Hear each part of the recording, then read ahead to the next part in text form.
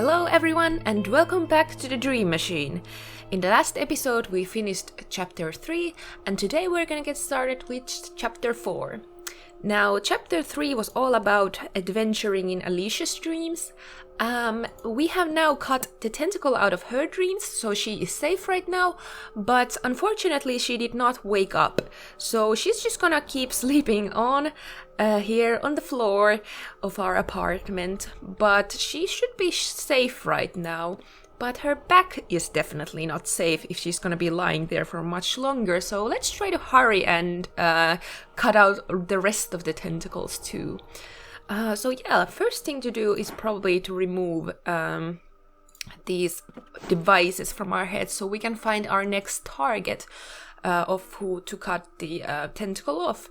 Now that is gonna be the mission for today, is probably to find the next target. Alicia is still under the influence of the machine, but she should be safe for now.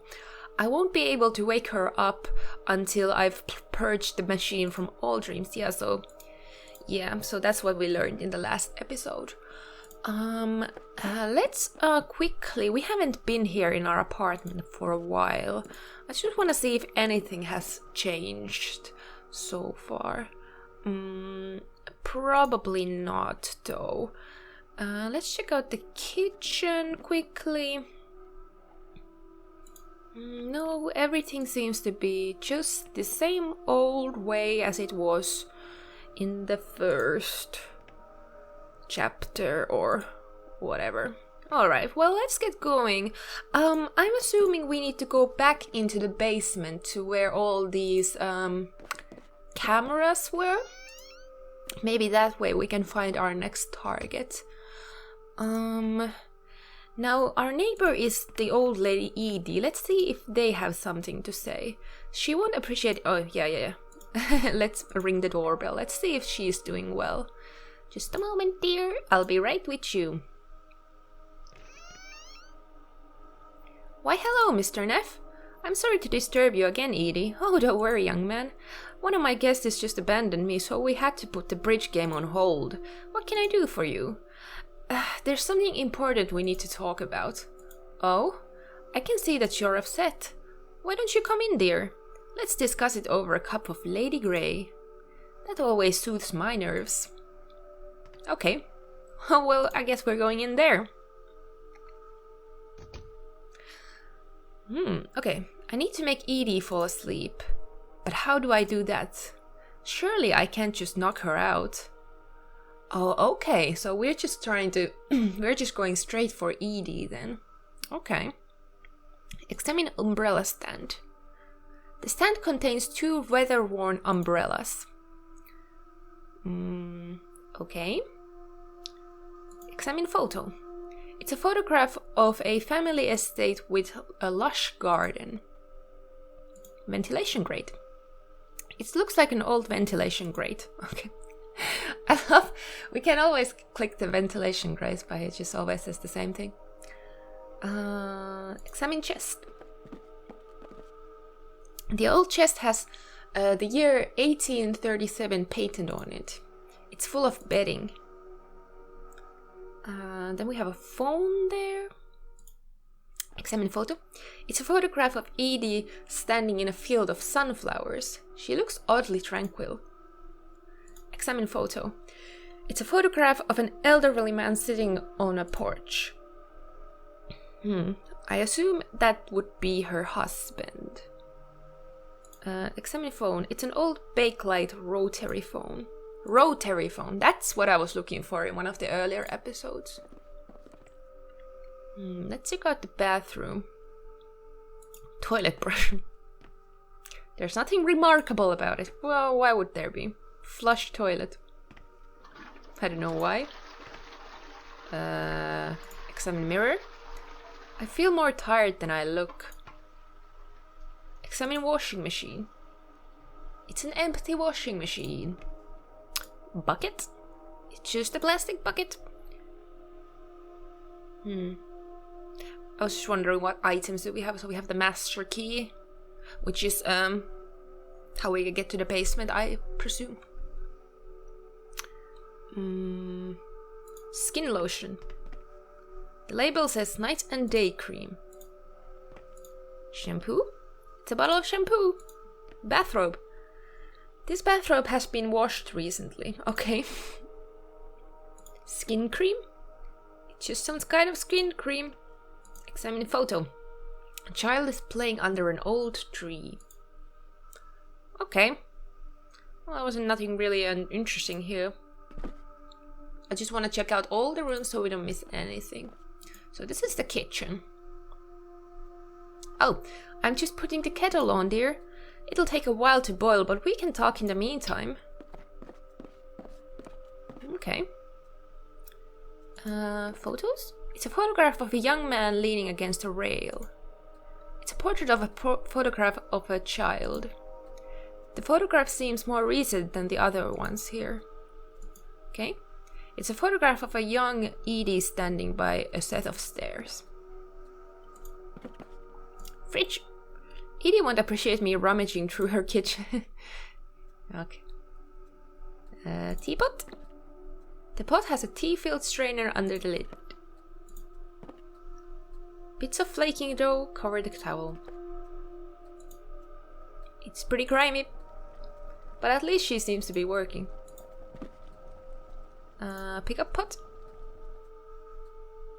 Examine pot. It's full of boiling hot water. I've poured the hot water into the teapot. There's tea brewing in the pot. That's probably the most modern thing in this kitchen. Various spices. Nothing too exotic. Okay. Let's go to the living room then. Oh, hello. There's more people. Mr. Neff, allow me to introduce to Peggy Driscoll to my left. Charmed, I'm sure. And Buggy Bradshaw to my right. Hello, Mr. Neff. They're two of my most trusted friends. Anything you can say to me, you can say to them. Why don't you take a seat and tell us what's been bothering you? Alright. To be young again. Live and learn. Okay. I used to go there all the time. It's way past noon. Being in Alicia's dream must have taken a while. It's a young boy in school uniform. Some people are hanging out by an old car. Two girls are sitting on a porch. It's a painting of a lighthouse during rough weather. Okay. Alright.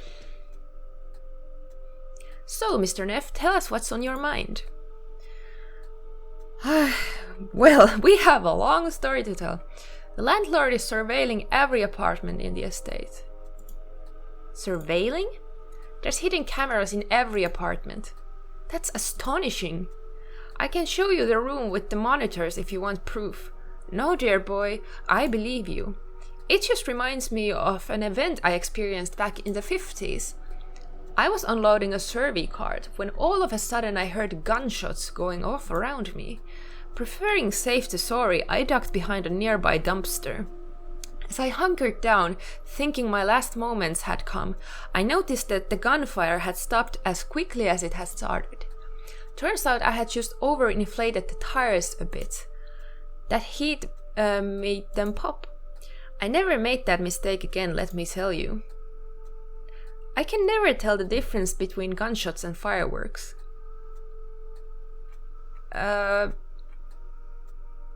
Excuse me? Sorry, dear, I guess we trail off a bit there. Now, what was it you wanted to tell us? Oh, God. Mr. Morton was using the tenants to tap into the collective unconsciousness. Tapping the collective? The collective unconscious. Is that slang for overcharging on rent? Because I've been suspecting that for years. There's no good reason it should be so high in this part of town. And he hasn't lifted a finger to fix anything as long as I can remember. The stairwell is a safety hazard. And the elevator only works if you grease it up every once in a while. What if we had a fire? I'm a belt and suspenders type of guy. Okay. Excuse me? Sorry dear, I guess we trailed off a bit there. Now what was it you wanted to tell us? Oh lord. Our landlord just died in the basement. He died? You mean he's drunk on the job? In my day we called it corpsing. No, he's not drunk, he actually died. Good riddance. They never last, do they? I had a landlord die on me once. He was old and I wasn't actually around when he kicked it. But apparently he shot himself in the middle of the yard. He used a fine caliber birdshot, so it took him a week to die from the injury. They had to guard him in shifts to keep him from pulling from the IV out of his arm. That's horrible. Landlords are such weird creatures. Excuse me? Sorry dear, I guess we trailed off a bit there. Oh my goodness. I need to put you to sleep and enter your dreams.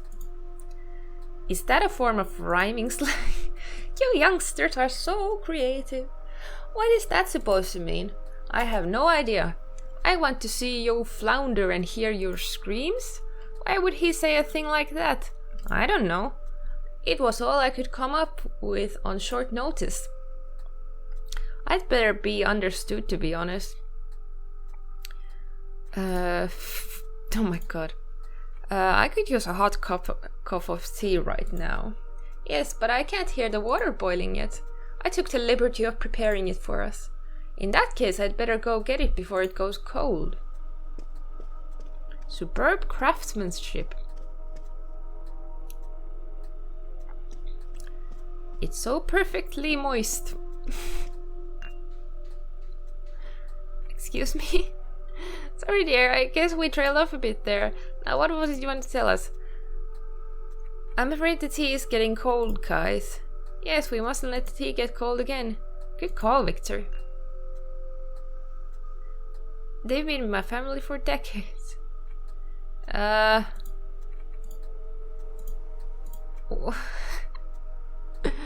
Would it be possible to request another cup of your delicious tea? Yes, I'll go put a fresh kettle on. A fresh cup would be perfect right about now. Okay, there's... should I put something... Now where did I hate the pot? So, good tea always tastes better in a nice cup. Okay. I must be going. Sometimes a cup of tea amongst friends is the best remedy. You know where to find us if you start feeling lonely again. Okay. I assume we need to probably put something in the tea, like a sleeping medicine. There has to be the way to knock her out without alerting the other two. Yeah.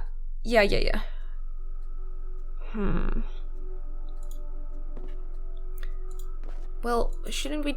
Let's try to find if she has some, like, sleeping pills or whatever.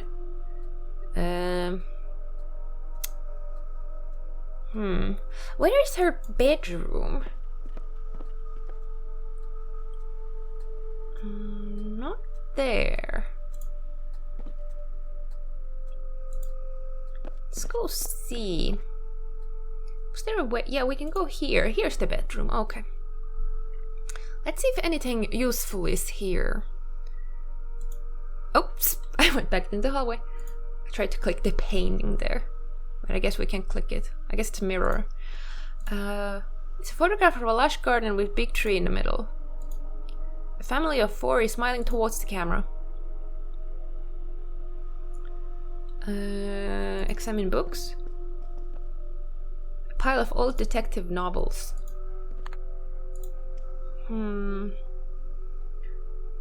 Photo? It's a portrait of a photograph of an old man. The window in Edie's bedroom is overlooking a quaint yard. It belongs to the neighboring estate. It's all books of fiction. She seems to enjoy murder mysteries. They look like old photo albums.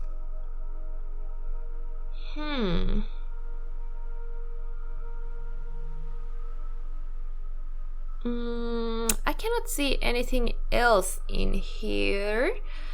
Let's go see the hallway. Maybe the basement. I'm kind of curious to go into the basement, to be honest with you.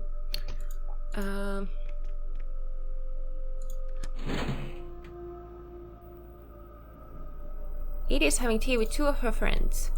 Okay.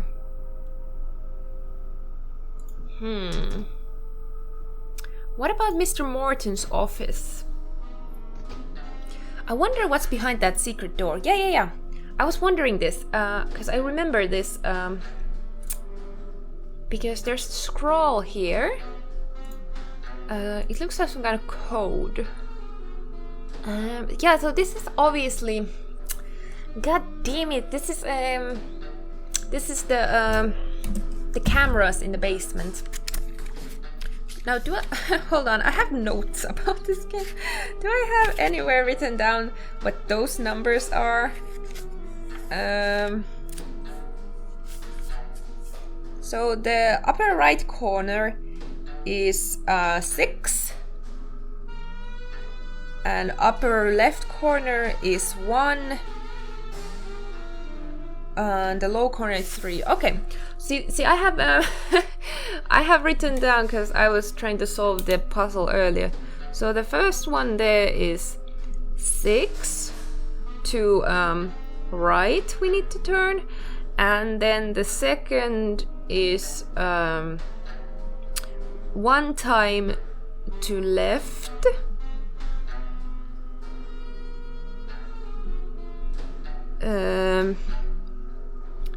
And then the lowest one is 3 times to right again. Okay. Alright, let's try this out with the handle then. So let's turn 6 times to clockwise. 1, 2, 3, 4, 5, 6. And then 1 time counterclockwise, and then 3 times clockwise. 2, 3. Yay! Oh, the notes. I'm so glad I make notes sometimes so I don't need to go back into the basement. Let's see what's in here. Sleeping pills? He wasn't kidding when he said his apartment extended further in. Examine bucket. There's a pool of brown sludge at the bottom of the bucket. Turn on water. Oh lord, that's not exactly working out. Oh no. Oh, that's coming off. This place is really falling apart. Pick up water faucet. Alright. I got that out. Got a new item there. Examine books. These books are mainly on topics such as farming and gardening. White petals, we can take those. Ooh, maybe? It's a handful of white petals. Now, see, I wonder if we can make out of the plants. There are bags of fertilizer, like from plants, like a sleeping medicine or something. There are empty ceramic pots here. Gas canister. It's a canister of compressed gas. Violet petals, blue petals, red petals. We have a bunch of petals. Examine beer bottle. Cheers, old friend. There seems to be some sort of a thing there. Pick up a book. It looks like Mr. Morton kept a notebook. Is that a door? Hold on. This door's been reinforced. I bet it's protecting something important. Okay. Keypad. Okay. Well, we don't know the code, obviously, so let's not try to even try with that. Let's see what the book says here. It's completely empty. Oh, no, it's not. I've managed to improve Father's recipe again. Toasting the petals before powderizing makes them way more potent, but I have to be careful not to burn them. Any charring ruins the batch. Apontia L. The ideal way to administer the sleeping agent would be in gaseous form. I'd have to make adjustments to make sure enough transfers across the blood-brain barrier. With a high concentration, I might be able to pump it under the apartment doors. The patient would have to be quite close to the door, otherwise I'd have to enter the apartment, a risk I dare not to take again. Right now it looks like we'll only be able to keep the clinic open for another year or so. After that, we'll likely have to start subletting parts of the estates. Hopefully this will only prove to be a temporary solution. The experiments on the patients in the 2B have so far proved fruitful. Their youngest seems to be very receptive to the compound's effects, falling into a deep sleep for a full day even on minimum dosage. Unfortunately, this has alarmed the parents who've sought medical advice on several occasions. We will have to suspend further charting until the attention dies down a bit. And then there is door code A to B. That has A, and that has a B. I don't know what that means yet. Our findings so far: the younger the patient, the closer their dreams appear to the center of the dreamscape. But even an infant is already removed the core of dreams. How can we get closer? Father came across the travel diary of an anthropologist who'd encountered a fast-acting poison that induced hallucinations upon ingestion. He traced it to a tribe of hunters who would dip their arrowheads in the sap of local Lophopora to tranquilize the prey. According to his descriptions, the sap was so powerful that it would cause the village to hallucinate for hours after devouring the animal. It took forever to grease all palms to secure a sample, but the sapling should arrive within 5 to 6 months. Okay. God, there's a lot of text. Given the highly illegal nature of some of these species, I've installed some makeshift security measures to the inner rooms. It's impractical, but hopefully I'll be able to rearrange the apartment into a more comfortable living space soon. I'm currently working on a method of remote deployment. It works, but the patient still has to be quite close to the vent to be affected.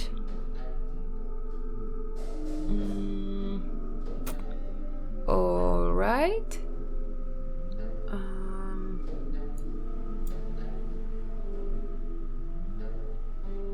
Sleeping, a few yellow, a few sap from crush. Sleeping Beauty pizza sauce, what? A few yellow a few yellow onions, a few tomatoes, sap from maple tree, crush a clove, garlic and some water, okay? Oh! Whoops, I ripped that off.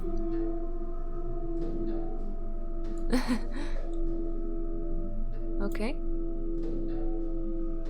I'm amazed at how much I've been able to improve the recipe.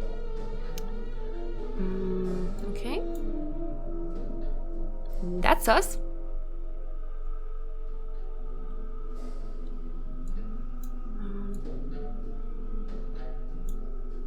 And that's a picture of our baby, I assume. Ooh.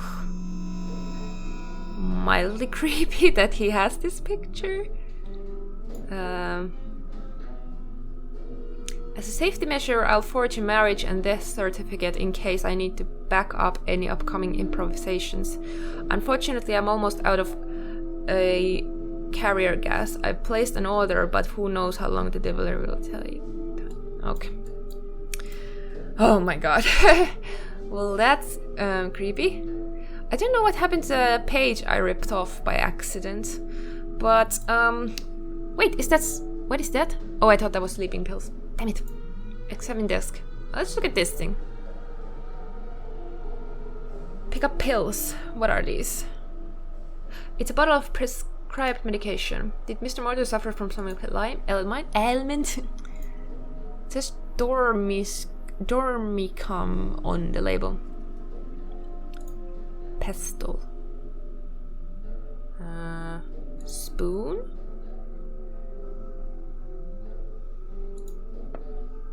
beaker. Alright, so we need to become chemists here and try to assumably make some sleeping medication. Anyway, we're running out of time. Well, we already ran out of time, but so in the next episode, let's try to solve this chemistry puzzle here. I still assuming I'm creating some sort of a sleeping medication.